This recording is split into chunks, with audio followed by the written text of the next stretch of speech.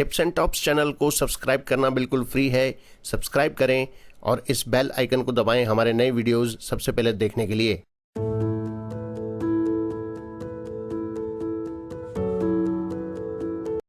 स्वामी रामसुखदास जी महाराज को शत शत नमन।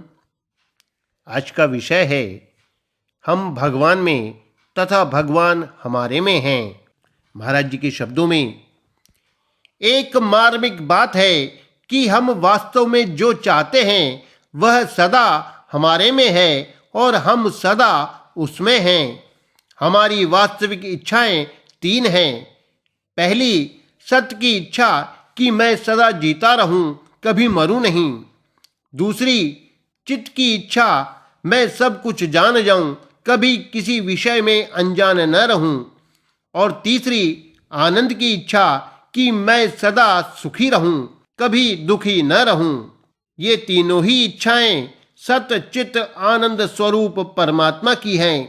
वे सच्चिदानंद घन परमात्मा सदा हमारे में हैं और हम सदा उनमें हैं। परंतु हमारे से भूल यह होती है कि हम इन इच्छाओं को उससे पूरी करना चाहते हैं जो हमारे में नहीं है और हम उसमें नहीं हैं।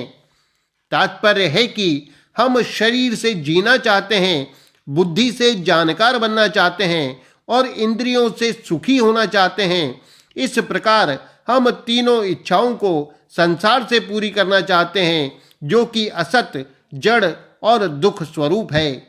इसलिए ये इच्छाएं पूरी नहीं होती और हम अनादिकाल से दुख पा रहे हैं।